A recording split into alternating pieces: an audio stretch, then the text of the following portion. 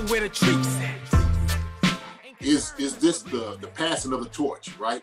Is this what this signifies? It comes down to that front office and what they feel is most important. The champ is here. We've touched down from a higher plane. Why you landed here? We always look forward to that week because it was always intense. You know that we ain't coming back. We about to. The man, the myth, the legend, Dante Hall. My favorite player growing up was Dante Hall. I love you guys in the show, but Dante was my guy. Get to dashing because you done on the warfield.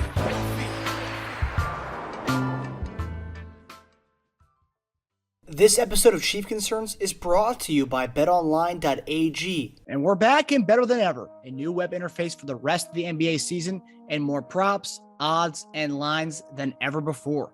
BetOnline remains your number one spot for all the basketball and football action this season. Head to the new updated desktop or mobile website to sign up today and receive your 50% welcome bonus on your first deposit. Just use our promo code BELIEVE50, that's BLEAV 50, to receive your bonus. From basketball, football, NHL, boxing, and UFC, right to your favorite Vegas casino games. Don't wait to take advantage of all the amazing offers available for the 2021 season. BetOnline is the fastest and easiest way to bet on all your favorite sports. BetOnline, where the game starts. Hey guys, welcome to another episode of Chief Concerns. It's called the Christmas episode. How are you guys doing? All right. Good. Christmas, everybody in Yuletide cheer for Christmas. Everybody got your Christmas shopping and stuff done? There you go. Yeah, you just got a few more things to wrap or put in gift bags, but yeah, I'm for the most part done. Are you guys gift bag or wrap guys? I'm more of a gift bag. I mean, I can't wrap to save my life, so easier just to buy a little gift bag and put it in there. Pretty much. Yeah, you got a box for me. You get a box with some tape on it, you good. Hey, believe me, that's effort on my part. So enjoy it. Yeah, my girlfriend saw me wrapping something the other day, and she was like, let me handle that. So she wrapped it, and like it looked like something you pay for, right?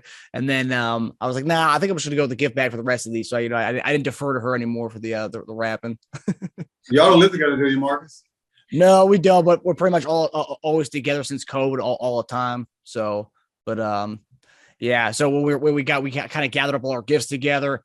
We were doing the wrapping together, and I grabbed a gift bag, and she was like, "Oh, just get wrapping paper. It's nicer that way." I was like, "Yeah, sure." So I tried doing a little thing, a little folds. Didn't know what I was doing, and then she was like, "Well, let me wrap that for you." And then after that, I was like, "Yeah, I'm just gonna stick with the gift bags here. It's just easier that way."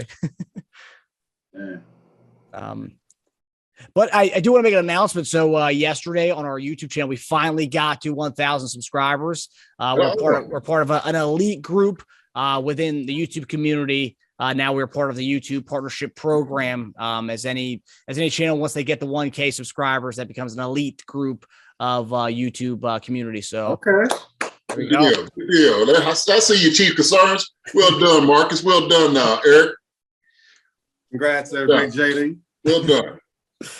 Yeah, it's one of those things. I was looking at numbers that not everyone gets to even 100 subscribers when it comes to YouTube channels, because it's all about consistency of doing having an episode every week or whatever people do with their videos.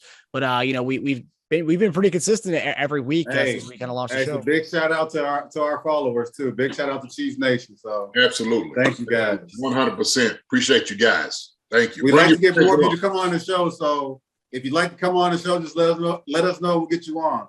Come on. Welcome on in here. Come on in here. Yeah. Have a good time. I'm also struggling today because I got this Invisalign in my mouth. I'm not used to it, like trying to talk with it. I got everything sounds funny.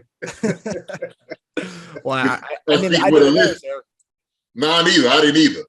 Huh? I didn't either. I couldn't tell. Yeah. Oh yeah, it's weird, man. It's totally weird. So did you used to wear braces before? Or is it just new to Invisalign? You just okay, so because I know my daughter, she had braces earlier, in high school, and then later on she ended up getting, like the Invisalign, just kind of like to support it, just just to run over it. Yeah, I had a few friends who had that in high school. Yeah, but I wish I had done it when I was playing ball or way before now, but it is what it is. Yeah. It's a self-care, that lasts throughout our lifetime. So, as long as you're getting it done now. Okay. So lots to get into this week with our Chiefs from obviously last week, the recap of that amazing game. And then also all the stuff that's going on this week, just around the NFL, really. I mean, COVID's kind of hitting everybody as a whole right now. But we'll begin with our first concern tonight. So last Thursday, we had our show Wednesday, and then we had a game immediately after that. The guys kind of put together this kind of fourth quarter, looking like the old 2019. We put our 2019 goggles back on. It's the topic we had last week. But guys came back, and it was kind of an instant classic, really. Chiefs overcoming the Chargers in overtime. But what were your takeaways from last week's game against the Chargers?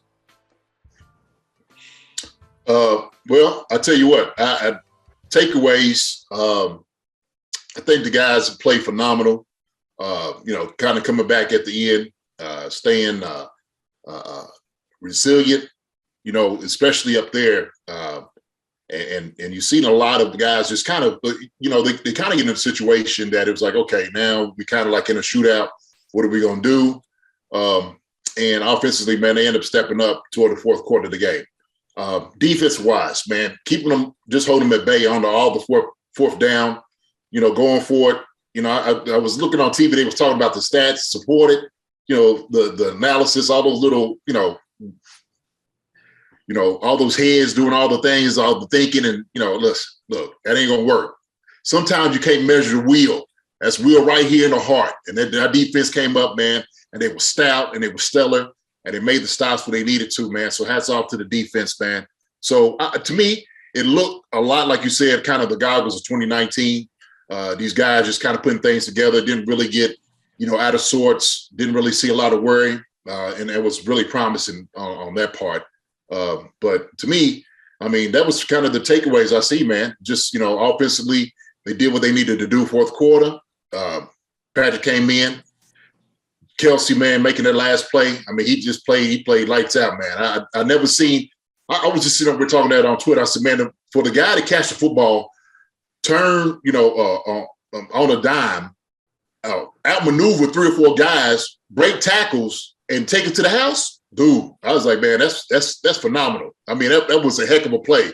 And I was just jumping up and down, man. I had people calling me and stuff, man. I was just in the source, man. I was. So it was a good win. It was a great win. It was a great win. So that was pretty much my takeaways. I hate doing the comparison to basketball, but I always go back to comparing us to Golden State. And, it's at times where, like, I can watch Golden State play and you see Steph go like 3 for 15. And you're like, what the heck is going on? Like, they'll give you wide open shots, you won't make them. And so that's kind of like my take when I watch our offense, because we know what our offense is capable of, just like we know what Steph is capable of. We know what Mahomes is capable of. And at times I feel like he gets, I hate to say it, a little full of himself. And it's like he's trying to do too much and it's almost not enough. So like the pass that he shorted, threw it in the dirt, he basically said in the post-game interview, it was a horrible throw, on his part. Take credit for it. Love it. But there's like a lot of throws that he's been not on point with. I see at times, like when he's missed Kelsey a couple times in the game, if you immediately see Kelsey's response or body language, he's complaining because he knows he's a better quarterback than that. And to see the things that Kelsey and Tyreek Hill have been able to do, knowing that they're the main focus of our offense, it makes you feel good about where the team can go as a whole. Because even if Patrick is having the struggle games where he's struggling, those two guys and pretty much everybody else part of our team can pretty much pick up the slack. Now, yes, it looks like Patrick threw for 400 yards, of which he really did, but Kelsey and Tyreek made some phenomenal runs after the catch.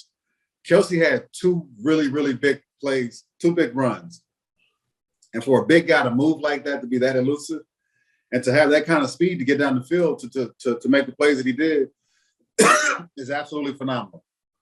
Yes, it does take a quarterback to get you the ball But to have those guys be able to have the playmaking ability that they have, that they show, is amazing. And like I said, it just gives me that much more confidence going into the end of the season. Now, the defense, like Jason said, has been playing phenomenal. For whatever reason, they found their niche.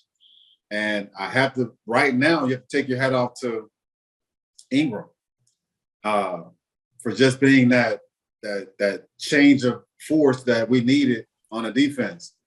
Also, I think I post every single week about Dirty Dan. Dan Sorensen has made a play every single week since the defense has turned around. And I love to see it happen. You know, Neiman stepped in and played well enough to help his defense play well against a really good Chargers offense. And I know I also said at times, like, for both of our offenses to be as good as they are, us and the Chargers, there should have been way more points on the board. And neither offense kind of capitalized on that. But the way the defense is playing, and I hope they only continue to get better, of which they will, when you're missing Chris Jones, the best player in your defense, it's just exciting to see how well they ended up and coming out with the victory. Okay, now I'm gonna get into this. Good conversation. I love it. All right. So when I hear you say that, right, you know, look, I know everybody believes that Patrick flies into the stadium with a cape every single day, man, but the man's human. You know he is. I know that, JD. I'm not right. So look, he has some bad throws, and I've seen some things in there, and you can see, like you said, visibly, Travis was like, look, man, look, what are you doing? Like, it's just a bad ball. Like, it's just some bad plays. And so, I was shaking my head through a lot of 3 quarters. I was like that. I was like, I think everybody was like, yo, man, this dude is he's second guessing. It's just not coming out crisp. Like the one that, like you said, it was a bad throw. He didn't really get his hand on the ball like he wanted to, because the timing is so key. Because as soon as Hardman got crossed, he knows the ball's got to come out right now. And then, granted, people know it with the Chargers, they're a good football team, right? And it's like I said, it's always hard when you play the guy that's in division. And for, like I said, the defense, for what they was able to do without 3 starters in, right? Gay, Jones, and Snead out, it was tough. But these guys, they held up. But offensively, look, every team's going to have 2 or 3 guys that you rely on. You know what I'm saying? That's what they get paid for. We just happen to have two of the best at their positions in the league. We'll shoot 3, matter of fact. So we talk about Travis Kelce, best tight end out there. Tariq Hill, arguably one of the best wide receivers, if not the best, and Patrick Mahomes. And so, the thing is, we got to rely on them guys every single week, right? There ain't no getting past that. But if you look at all the teams, same thing. Brady's going to have, Godwin, Evans, Gronk, you know what I'm saying, that he's going to rely on. Like every team's going to have 2 or 3 guys, Green Bay, same thing. So these guys get paid. And every year you're going to have like those 2 or 3 guys that's a staple that you look to make a play every single week, week in, week out. I mean, when we play, we have the same thing, E. You know what I'm saying? When we look at it, we know the guys, look, there's going to be some playmakers on offense that's going to make some plays. Priest, Tony, downtown special teams, you know what I'm saying? Eddie and offense. I mean, we got those. Trent. And so we just know that our 3 amigos, I call them the 3 amigos up there, we know they're going to put points up. I mean, that's the reason, they lead the league.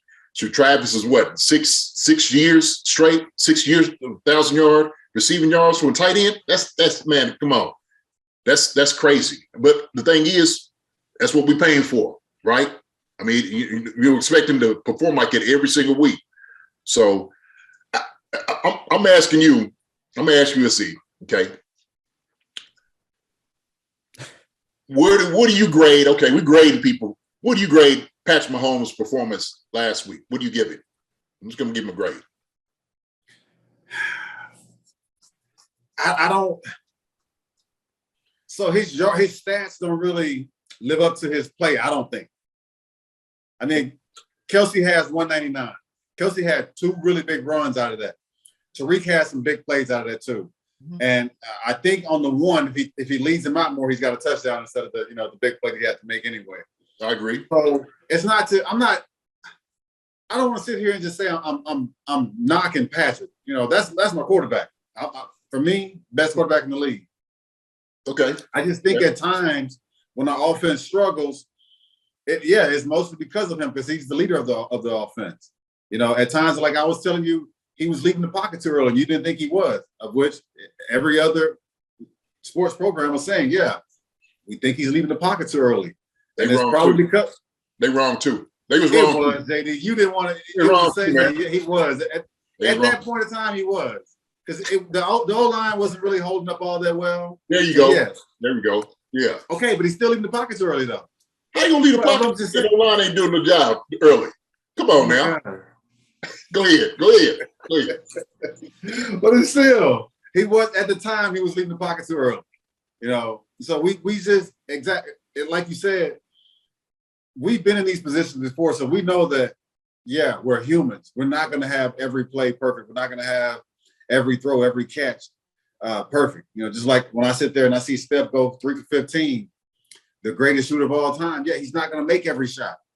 You know, Patrick's not going to make every throw. I know that's going to happen, but it's kind of like that's what we kind of expect. You know, I don't expect Steph to go out there and miss 12, 15 shots. You know, but it's good. It's good sports commentary later because it's like, okay, he's struggling right now. I'm not saying that Patrick's struggling. It's just Patrick went through a phase of he was not sure of his offensive line because he was having so much heat brought on him by the defensive line. You know, you got a lot of tip passes that are becoming interceptions and stats against you. Mm-hmm. You know, pieces of the offense just weren't really working or clicking. You don't really know who your third, fourth receiver is going to be. So yeah, there was a lot that he had to, figure out. I get that, but I'm just saying, like, my perception of it all was like, yeah, I thought at times, yeah, he was leaving the pocket early. At times, he was not making good throws. At times, he was not as precise. But again, like you said, yeah, he's human. He's going to make mistakes. Nobody's perfect. And my thing was just like, I was just pointing it out to where it's like, that's the little struggles that I saw within him. I see Kelsey complaining. It was an out route that Kelsey couldn't get to because Patrick threw it way too short. Yeah. And it was a first down. And so, and I can see that read his face. He's complaining about it. That's not the quarterback. That's not who you are. You throw better than that. We're better than this. Not sure. I'm pretty sure he didn't say it that way, but you can see it, the expression in him. I know what Patrick is when Patrick's on his shit. Excuse my language. Mm-hmm. Literally to me, from what I've seen, short throws, throws on the run, deep throws, he's one of the best. I just said for this past game, the stats don't really show how well that he played because Kelsey made 200 yards out of his playmaking ability. Tariq made some great yards from short routes, just outrunning everybody and cover it. So it doesn't really reflect on how well or how bad that Patrick played. I think people are going to say he threw for 400 yards. He had a great game. I don't really think he had that great of a game because those two were the ones that kind of had the really good games. And yeah, but he's the one that's got to get the ball. Okay. And the reason I ask this is because, look, I'm not saying that he's absolved of any type of responsibility or any type of criticism, right? I think, criticism is due where it's due. And rightly so, it doesn't matter who it is. So if it's Travis, he drops some balls, like you were saying, like you made a great point. Like if we know that guys are like having tip balls or it's coming off guys' hands, that ain't on Patrick. And so when we seen a lot of these turnovers, right? When we start being so critical, maybe some of his play, like you said, leaving the pocket early. Well, look, I could also do and put in the factor if I'm watching pressure come up the field that he's not comfortable staying in the pocket, right? Somebody who was sitting over, that's your meal ticket, right? And I'm telling you, like, look, you don't stay in the pocket. If you need to take off running, like I said, he's sneaky good, running the football. I mean, he was getting yards with his legs. And so I think he was really underrated with that. And that's why, like, I was just pushing back against, like, him running out of pocket early, right? But if he's still trying to get these brand new line in front of him and all the things he had to deal with the year before was tough. But if I'm looking at, okay, Travis has 199. Somebody had to get the ball to him, right? I mean, even in that end, Patrick ran for a first down. He ran like 35 yards on it, one scramble. And so, Travis going to have 199. Tyreek going to have a lot of yards because that's their skill set, and Patrick knows it. But still, it still takes that skill to get the ball to him, right? It still takes his skill.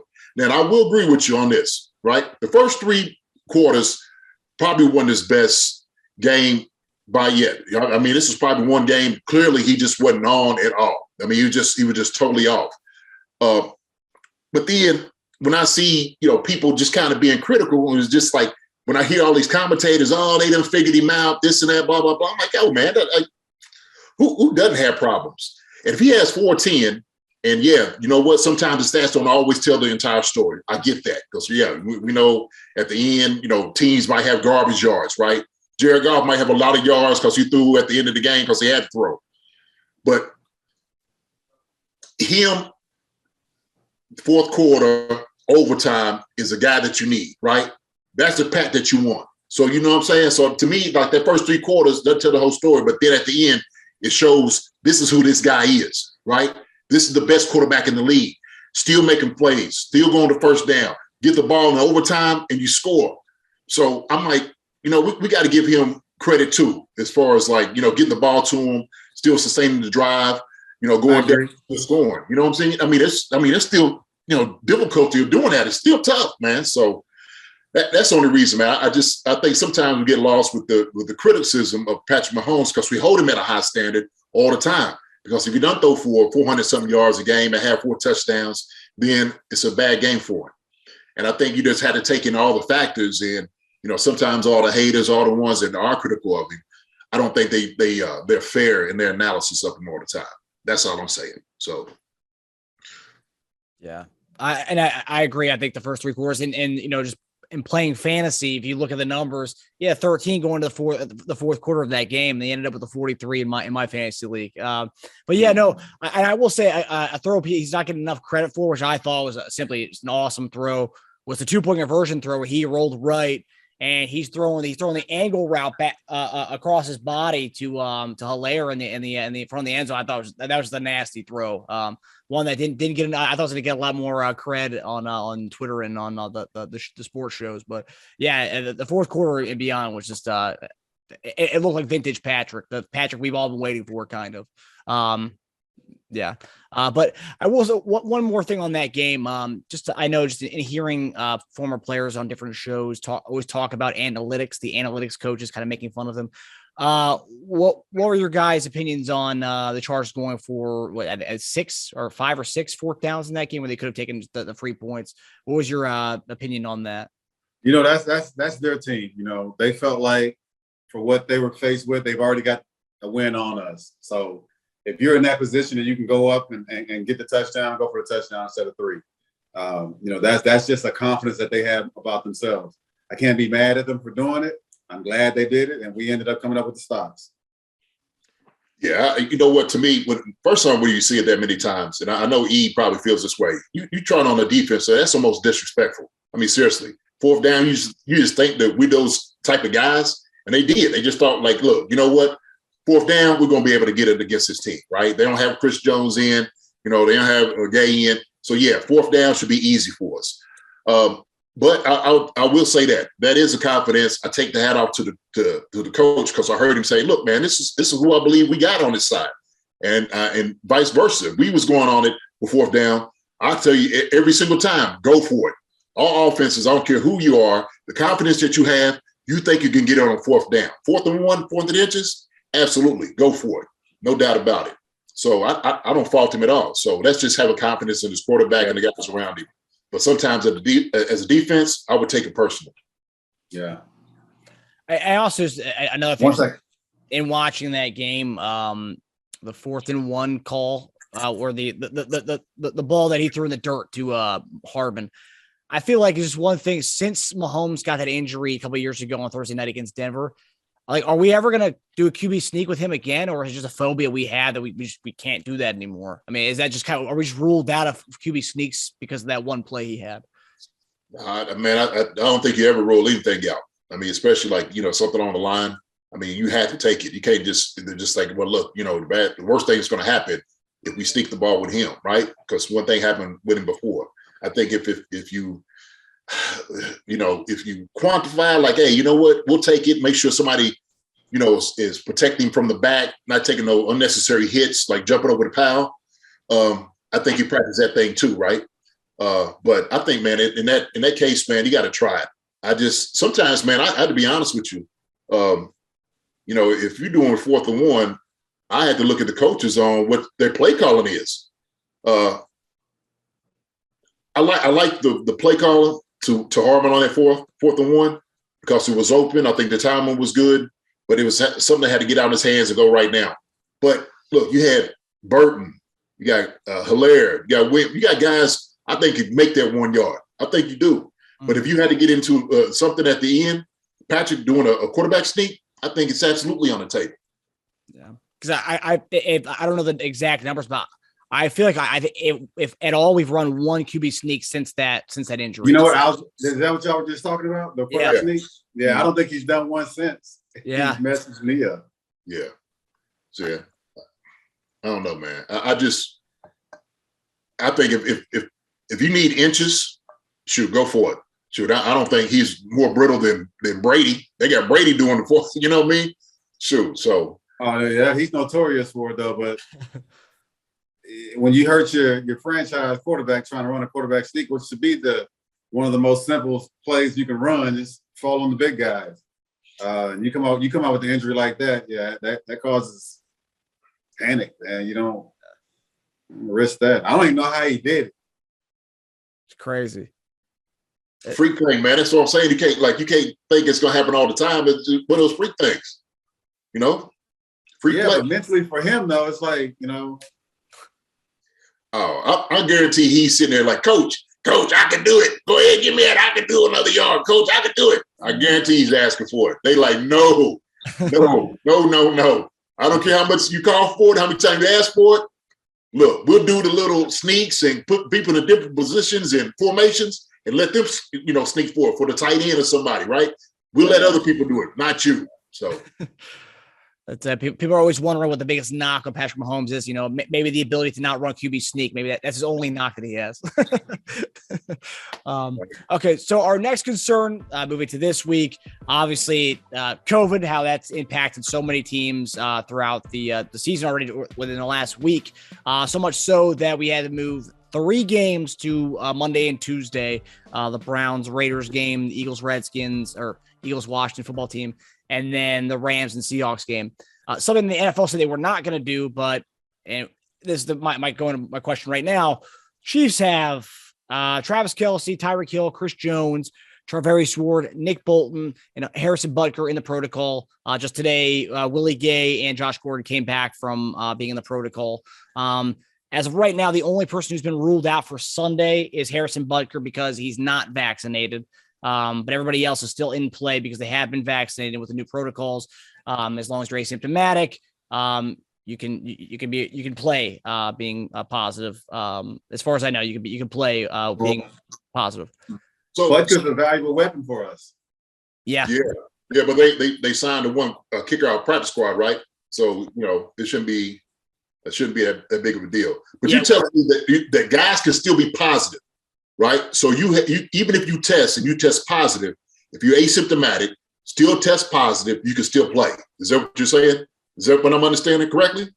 That's as far as I've understood, because with the Seahawks, Alex Collins and Lockett both had COVID, and they both asked them right before the game, "Are you guys good to go?" They just said they weren't feeling well still, even though and that just comes as more of an honor system kind of thing. So my question is, obviously, we could talk about the new protocol that the NFL is doing to try to help guys get in the field. But do you think this game should be postponed given the amount of guys and the guys who are still in protocol for the Chiefs? And plus, the Steelers have 3 guys in the protocol right now, Devin Bush being the headline name of the 3 guys in the Steelers who have COVID. But do you guys think the game should be postponed to Monday or Tuesday night, just given the amount of guys that the Chiefs have in the protocol right now? Cleveland just played Monday? Monday, yep. And they're going to play again Saturday? Yep, they were supposed to have a game Saturday. The game got moved to Monday to give them 2 extra days to get us guys back. So are they still playing this Saturday? As far as I'm aware, yeah, they're still playing Saturday. That's tough, and I'd hate to have my team, play Monday, Tuesday, and then come right back and play on Saturday. It's a sport that we've been playing since we were kids. But when you're playing it at that level, man, like that takes a toll on your body. You need those days to heal. You need those days to recover. And when you don't get those kind of days in between, mentally it bothers you, physically it bothers you. As much as guys can say they're prepared or ready for it, I know for me, somebody, and the amount of running I have to do as a corner, that's tough to go from a Monday night to a Saturday night game. Whether if you either don't get the reps in for practice or you don't get the recovery time in the week, I don't know if I'd be prepared to do it. Just now to look back on it, but being in season or in the game, and you ask me to do it, I probably would say yes, I'm ready, I can do it. But just to look back on it right now, I'd be like, definitely no, I don't think I can do that. I can handle it. But you using your old mind for your body you got now. Dude. Yeah, exactly. That's where I'm at now. So, but to ask for the team, for safety protocols, if it works, then yeah. Because do you want to cancel the game and miss out, or just postpone it and move it to the week to give the guys a chance to play that are in the protocol? If it helps the teams to move it forward and there's a unanimous decision, I go for it. But if it's not, then the players are obviously going to do what's best for themselves. So, man, look, this thing. You're saying that people can still be positive and still play, and to me, I think that's a mistake. For one, because even if you're asymptomatic, you can still spread it. And so my thing is this: I think guys, you could move it. I don't really, to be honest with you, I think Cleveland had a difference because they had 20 guys that might have been out, as far as dealing with them. So they didn't have a quarterback. There was a lot of things. I don't think they had enough people on the roster at that moment. So I think that's why they was able to move it back and move it around, just because of their situation was where it was at. We got a number of guys. I think we had 2 guys that came back. And I think right now with the 5-day period, if guys are vaccinated, still have that shot to still be able to play, even asymptomatic, and still maybe test negative before the game. And look, we know this. Look, there's things you can do during the week as far as tapering off. We could definitely recover from a game that we played on Monday and then playing on Saturday. We know we can. It's football. Like you said, we've been playing this our whole life. And so all you had to do was just taper down what you was going to do all week, right? So you just and I look at it like this. Most, at least offensively, and probably defensively too, most plays that you're running, you've run all during the season. You've done it all off season. And it's nothing new. So it's just new formation, maybe some motion that you had to do differently. But every play, you're just calling things to get to where you want to get to. Like if you want to call a screen to the fullback, you can still call that play. You just have to make the motion, everything get to where he's at. So it's not really a lot of things just repetitive anyway. So I think you could recover in those days. Now, my problem is this, because it's all about money. And the NFL, we know, it's a business. And these jokers ain't going to miss out on that money at all. And they hated moving those games, but they felt like it was necessary. It just felt like it was weird. So them had to change everything around. And then maybe somebody said, just move the whole week back. I'm just like, man, that ain't going to work. You can't do that either. So I think you still go ahead and play the game. You play with what you got. I look at it like this. It's a challenge for guys to step up who may not get the opportunity to play. And so if you're talking about Kelsey and Hill still out, look, let these 2 guys, if they need a rest, let them get a rest. I want to see what, Harmon can do. I want to see what Robinson can do. I want to see what Pringle can do. I want to see what these guys, Josh, can do. And so now I want to see what these guys all around Patrick can do, right? We talked about Patrick. Hey, is he an elite quarterback? Can he get the ball to these guys? I just want to see that part of it. So, man, if you without Kelsey and Hill, fine. Take it as a challenge and roll with it. That's how I feel about it. So I'm not going to complain as far as either way. But if we was in a situation with the Browns and having like 20 guys out, that'd be a different story. But if the number we got right now and we can still be good, I think we got to roll the dice, man. Just go with it. Yeah, I think we're at 10 right now. I believe we're at 10 guys right now. I think 5 of which are starters. So I told him, man, you had to go how you did in high school, go both ways. Shoot, we went both ways in high school. Sometimes you had to do that. Shoot, put Harmon back there at DB. I think Julian Edelman had to play safety for a little bit. One of his first years in the league, that they put him in at safety with the Patriots. So they put him in a nickel. Nickel, that's right. Yeah. You ever play the offense? Yeah. What position you play on offense? Wide out and running back. Wide out. You was in the 3-point stance of wide out then, huh? That's who's my man? Irvin Fryer in them days. I seen what's the name of it in the 3-point stance? I watched the San Francisco game. What's his name? Carter. Who was opposite Jerry Rice?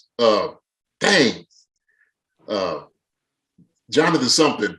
And I see this sucker in the 3-point stance. I'm like, oh my goodness. Yeah. Oh my goodness. So, yeah. Was you good though? Could you catch it? Well, they always say, man, guys that play wide receiver, they play DB now because they couldn't catch. So what was it, E? You had a lot of interceptions though. I don't know.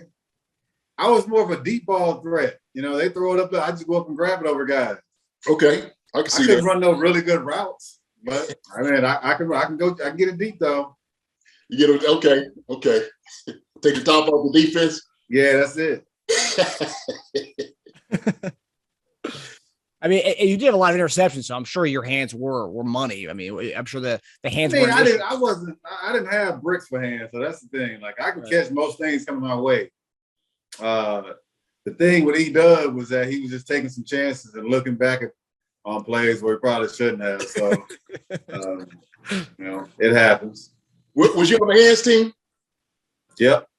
Okay. Oh, well, Sue, you solid there. You solid. You on the hands team, your hands are official. All right. There it is. Okay. That's the indicator. If you got matter of fact, I was on both. I was on the kickoff, the onside kick, right, and I was on the hands team to receive. Now, was you all the way in the back, or was you on the front line? Me and Tony on the same side. They had me and Tony right there. Yep. Really? Okay. I see you. Shoot. Official there. Good hands. Sir. Yes, sir. Okay. Hey, I'll never question your hands again, E. Never question again. So this week, you guys kind of alluded to, or he alluded to Melvin Ingram kind of coming in and really kind of turning the defense around. Obviously, this week we're going up against the Steelers. So last week he went against his old team, the Chargers, and now this week he's going against the Steelers, who just traded him a couple weeks ago. So obviously, what are the takeaways going against the Steelers? And also, I don't know if this is something that would kind of get to a player or whatnot, but at a presser this week, they asked Mike Tomlin if he regrets trading Melvin Ingram, and his response is, to be quite frank, he didn't want to be here, so he traded him. Some players don't fit, man. That's it. As good as Mike Tomlin's, I consider a top 5, maybe top 3 coach in this league. Absolutely. For what Ben has done, he's easily a top 10 quarterback. He's just right now at the end of his career. I think he just said this is probably his farewell season. So, but you can never sleep on those two guys there. And they pulled out some wins against some pretty good teams this year. And for whatever reason it wasn't a good fit for Melvin Ingram. You have those situations where you can bring a good player into a team that's good, and it just doesn't work. It just doesn't fit. And that seems to be the issue that Ingram had with Pittsburgh. And I can't see there being any bad blood. He wasn't there long enough. I'm pretty sure he has a lot of respect for the Steelers organization and Mike Tomlin. But yet he's with the Chiefs now, and things are working for him. And they're working really good for him. So, he's got something to prove. He's been having something to prove since he was released by the Chargers. So, and I like the attitude that he's bringing to every game. So, I'm excited to see him play each and every week. Mm-hmm. Yeah, man. You know, like you said, man, I don't think it's going to be any bad blood, but still, any team that release you, I mean, you still want to. I want Ingram to hit everybody he thought did him dirty. If he can slide over, hit Tomlin with a good uppercut, give him 1-2 on the side. Just give him a little elbow on the way over. You know, then pick him up. Hey, coach, I appreciate it. I'm over here with them, right? Shoot, you know how their whole season's going. But you know, they had some young blood on the side, so that was why he couldn't really get the fit in there. I mean, really. And so the keys to stopping this team is, one, stop Najee Harris. Okay, you got to stop Najee. You stop and run a game with him, you know, then it's going to be a long game for them, because them put in Ben's hand. Ben can't move around like he used to. Put some pressure on him, bring pressure. Stop the receivers. Got some receivers over there that's young, can catch the football, do a pretty good job. Tight end too, it's pretty decent. But I think, you know, if you put pressure on Ben, that's going to be it. Najee too. I think we got a good secondary that's going to be able to, you know, match up well against their offense. Defensively, T.J. Watt, right? He's a problem. He's a problem over there. And so dealing with him, you got to get your hands on him. You got to do something to get the ball out quick. Don't let Patrick sit back there and start, you know, patting the ball and stuff like that. Look, we need to take off. Take off. Protect their football if you take off running. You know, so he's having an absolute incredible year with his play. Yeah, and he hasn't even played every game. Dude's been hurting still. Man, he's been a monster out there. Yes, he has. Yes, he has, and that's why Ingram's over where he's with us. You know, because of that dude. So I think, man, you do that. That's the keys to the victory against them guys. And even if we don't have the full team, that, you know, Kelsey and all those guys and stuff like that, I still think we got enough to beat them. You know, beat these dudes.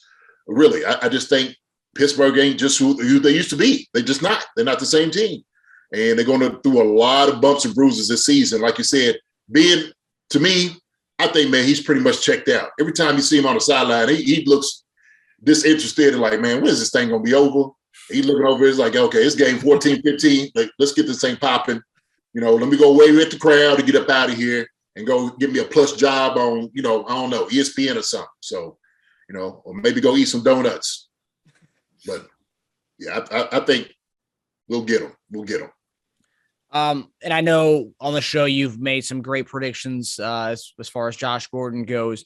Let's say Travis Kelce and Tyreek Hill don't play this weekend. Do you see Josh Gordon as the main target getter in the offense? Look, I was thinking about this. If you get Noah Gray coming in to give him about 4 or 5 looks, give Josh a few looks, you still got, you know, he was talking about our running backs are probably the third best receivers on the team. So you get them involved too. I think we got enough firepower to get it done. You know, Josh is coming off COVID protocol. Even if he gets 3, I think if Pat peppers the ball around a little bit, this is going to be an indication about what you got. And truly, you know what's the indication of? And people don't really talk about it, but it's more the play calling, okay? It's going to be the play calling for me. It's going to be the coaches with the enemy and Reed putting something together for the Steelers and see what they're going to do. And I'll just say this. I think they did a good job the very first being creative, the first drive. And after that, it all stalled. It didn't look like it was crisp after that moment. I'm just like, yo, what's going on? So, you know, we was talking about Patrick. The play calling didn't look crisp either. I don't know. I don't know. Maybe he got a different analysis, but man, I just didn't like the play calling in between some of that stuff too. You know what I'm saying? So it's going to be on the coaches too to call a great game. We think. Do you like some of the play calling? Do you see some of the plays? What do you think offensively? You know what I'm saying? I mean, if it works, then we're not saying anything. But if it doesn't work, you know, we question like, why are we running the ball now? Why are we throwing the ball now? Why are we running swing plays? Why are we doing this? So when it works, we don't have those issues or complaints. But when it's not, you know, we think that we need a headphone and a clipboard. So, Right. but that's not how it works. So I don't know, man. I think we know what we're capable of as a team, especially on offense. Like we come up with some of the most creative plays, some things I've never seen done on the football field. It's kind of like the stuff that you see in the backyard. Mm-hmm. And when it works, you're all excited and happy about it. And then when it doesn't work, we complain about it. So I think we have two masterminds with Reed and Bieniemy that can, keep things exciting for the team. So I think it's going to come down to which defense is playing the best, because Tomlin's always going to have a good defense. And, right now I think our defense is playing well enough to compete against any team. So whoever has the less mistakes. Yeah. All right, and that kind of great segue into our predictions for Week 16. So Week 16, Kansas City will host the Pittsburgh Steelers for a 4:25 kickoff on CBS. That's as of right now, in case it doesn't get postponed. But the Chiefs are currently a 7.5-point favorite at home this week, and it's still this even despite all the guys being out. So what are your score predictions, and who do you guys have for Sunday? And I really want to say 28-25, but that's saying that Ben's going to come in and he'll give up a few sacks. He'll probably throw up an interception or two, but he's going to make some Ben Roethlisberger's plays. But the way our defense is playing, I want to say it's going to be 28-17. If these guys continue playing the way that they've been playing, and I hope we get Chris Jones back, but we're going to be missing. I think we're missing Ward. Ward. Not 100% sure if Snead is back yet, and I don't know who else is missing on Gay. Bolton, Jones, and Ward are the only three in protocol right now. Gay just cleared today. Gotcha. Fenton too, right? Fenton, and who else? Fenton as well. Yep. Yeah. So I'll just stay with 28-17 then. Leave it at that. Okay. I think defensively he's got a great point. I think we hold him to 14 points. I don't think he'll score a lot of points. I think we'll hold him 14 points. But on the other side, I think we'll score we have our two weapons out. We'll still put up 24. So I'm gonna say 24-14. That's what I'm looking at right now. Okay. Buckman being out, so new guy coming in, might have little shakes, a little nervous, right? He gonna get one in. I think he'll get one. And he'll shake another one. I hope he doesn't, but he might. So hope he shakes McGee. But I'm looking at 24 right now, 24-14. Yeah, and the Vegas has the total points for this game at 44, which is, I think, one of our lowest of the season. And I think that's probably because they think Kelsey and Hill may be out of this one. So that would definitely play a part of the total points in this game. Mm-hmm. Yeah. Okay, so last question before we go. A couple weeks ago we did this for Thanksgiving, but this slightly different question.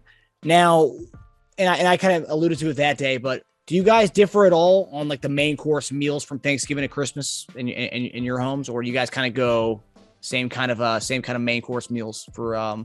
It's almost the same, huh? I mean, like I think for my household, it's pretty close to being the same.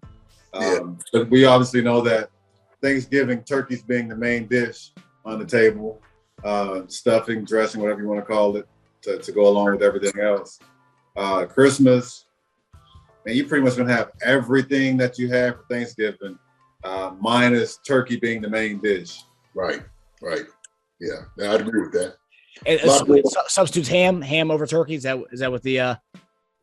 We ain't gonna have no ham over here at the crib. No ham. I never really been a big ham eater, so we'll do a little turkey, a little chicken, maybe some beef. I might cook some little wild game, man. Put some buffalo and stuff on. Make some buffalo burgers the other day, man. Scrumptious. Scrumptious. So we'll switch it up, man. But we'll have a lot more, like the Christmas cookies and all those little goodies around. It'll be a whole lot more of those.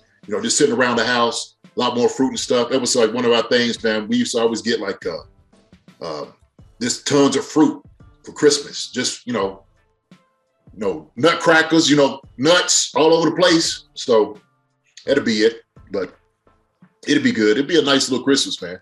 So I hope you have a wonderful Christmas. You know what I mean? So to all our fans and whatnot, have a Merry Christmas, a blessed Christmas. Let's not forget what Christmas is all about, not just the presents, right? But the present for the entire world. So that's why I look at it. and let's give. Don't always look to receive, give. I told him, I said, look, man, I'm one of those things I tell my kids, but don't always expect presents. There's people, look, we've been immensely blessed. Let's help other people out, give some food and stuff out, give some coats, whatever we need to do. Think about them. So Merry Christmas to Chiefs Concern, Chiefs Kingdom, and all that too. Merry Christmas, Marcus. Merry Christmas, E. Christmas, fellas. Yes, sir. Appreciate you, man. Merry Christmas to you too. All right. Hope y'all don't get no Yeah. cold in your place. What's that? I said you guys continue to be blessed. Thank you, my brother. All right, guys. Well, that does it for us. Thanks for tuning in. Chief Concerns presented by BetOnline. We hope everyone in Chiefs Kingdom and our Chiefs Concern followers have a very Merry Christmas. And you guys, love you, fellas. Love you too. Love you guys. Have a good one. Chestnuts roasting on an open fire. Oh, Lord. Jack Frost nibbling at your nose. Abort.